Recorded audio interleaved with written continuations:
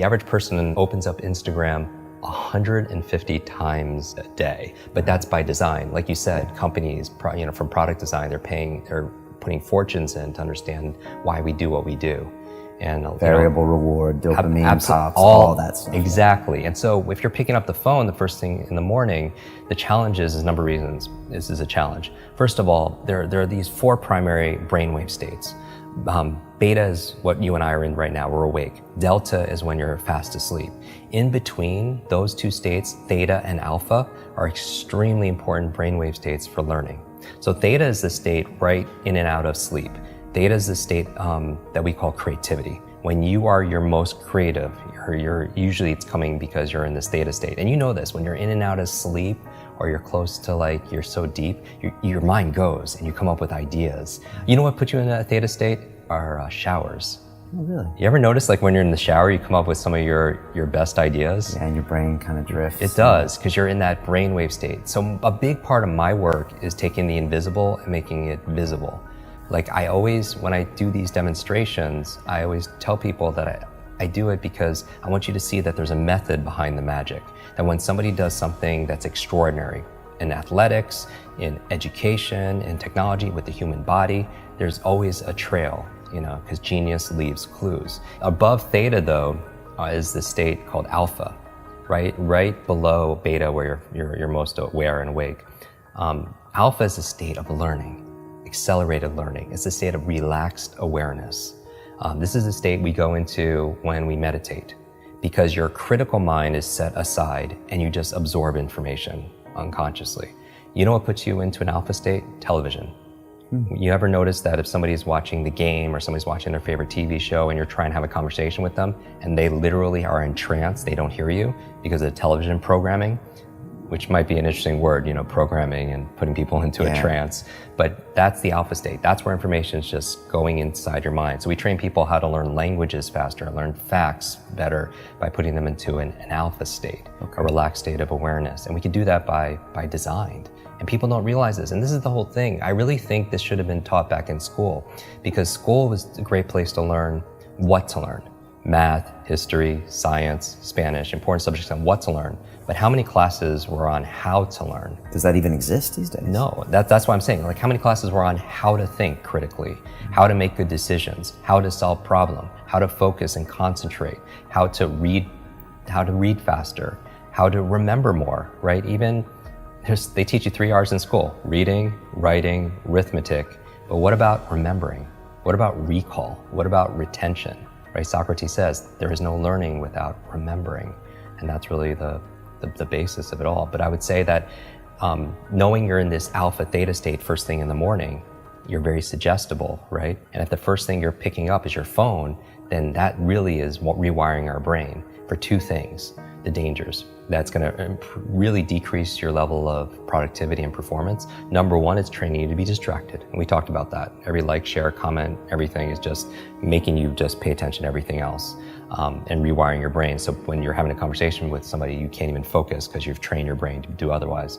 And that's why mindfulness is so important, whether it's meditation or something else, because it's not that I don't meditate every single day just to be at peace and be in the Zen state. I do it because it's a mental exercise. It improves my cognitive capabilities, meaning that when my mind goes somewhere else, that's the opportunity. Because when I pull it back with my breath or visualization, I built that muscle.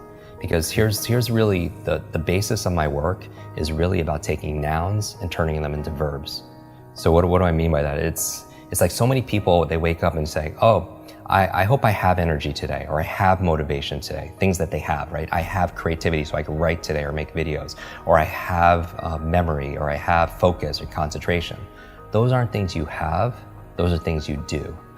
And so you don't have love, you do loving things. You don't have energy, you do things that give you energy. Just like that applies, same thing with learning. You don't have focus, there's a process for doing focus. You don't have a memory, there's steps to improve your memory or to remember things better.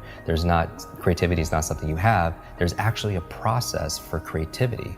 So you should never suffer from writer's block or anything else like that, because that's where if you don't understand how you work, when I was talking about self-awareness and understanding ourselves, I think if somebody wants to improve their their esteem, the self-esteem overnight, just study your brain. Like you'll get a boost of confidence and pride like instantly, because it is the most incredible, I don't even know what to call it, a device, a supercomputer, what, in the whole universe. You know, it's not just about going out to Mars and all these other places. I want to go in here, because this controls what? Everything, our careers, our income, our health, our relationships, you know, whether or not you get, you know, complete.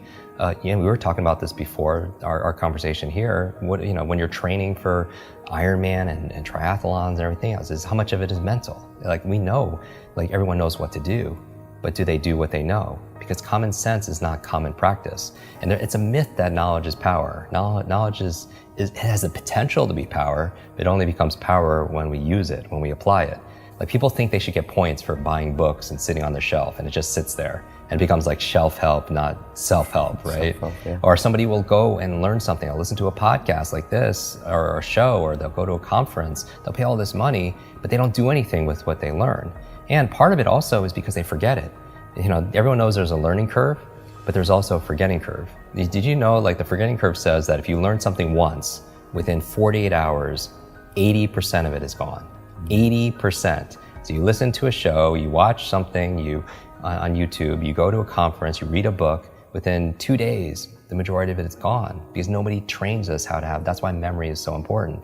Okay. You know, and so the first thing, don't touch your phone, because it's training you to be distracted. The second thing is it's training you, rewiring your brain to be reactive. Reactive, meaning that you're in this relaxed state of awareness when you first wake up. You pick up your phone, you get one text with bad news, or one voicemail, or one email. And you know this has all happened to us. You're in a bad mood for the rest of your day because you're so impressionable. You're in that hypnotic state and it affects you. And you can never have a quality life, you know, with that, you know, and be the best version of ourselves, be an elite mental performer or high performer when you're responding and reacting to everybody else. You know, my friend Brendan Burchard says, an inbox is nothing but a convenient organizational system for other people's agenda for your life. And how can you have vision for your life? Like for me, the night before, like I did a whole episode on my morning routine, like 10 things I do every morning to jumpstart my brain. And I also have an evening 1 hour routine to get into sleep, to maximize my sleep. Sleep is so very important to be able to do. But one of the processes I do, besides, you know, blackout curtains and cold and temperatures and breath and stuff, meditation, is I don't touch a screen, right? Because it creates blue light. And most people should know this. The screen on your laptop, your phone, everything else emits this blue light, which inhibits the melatonin production, which helps you to relax and go to sleep. So no screens. But the other thing I do is I write down the 3 things I want to accomplish the next day personally, and the other 3 are professionally. So now when I wake up, I have a vision for my life. Like this is a win today if I just get these 3 things done personally and 3 things professionally. And then when it comes to my phone, I don't touch my phone until I get at least 1 thing done. And that's my test. You know, if I could just do that. And it's not always perfect, you know, but it's about progress, right? Because practice makes progress, right? And there's never going to be a perfect. And I think people need to find what works for them. But I would say, again, to step out is don't trust yourself as the expert instead of somebody else, and test it. You know, maybe for 1 week, keep your phone outside your bedroom for just 1 week and don't touch it for the first hour a day, and spend the first hour a day being a thermostat, not a thermometer. Because a thermometer, what's a function? It reacts to the environment. And that's a kind of crappy way to like live. Not that we do react to the environment. We react to the weather, right? We react to how clients treat us. We react, but to the degree we're happy is that we have the locus, the location of control inside. Right? All the studies show that the happiest people are the ones that feel like they have the control over their happiness and not put it to somebody else, a person or a place or something going on in the economy or politics or anything, right? So a thermometer reacts to the environment, but a thermostat's different. What does that function? It sets the environment. It sets a goal, it sets a temperature, and then the environment raises to it. And so I feel like anyone who's attracted to your work or to mine, they're thermostats because they have a growth mindset. Because if they thought things were fixed, they wouldn't watch something like this. Because what's the point? It's just all predestined and it's set, and we can't grow.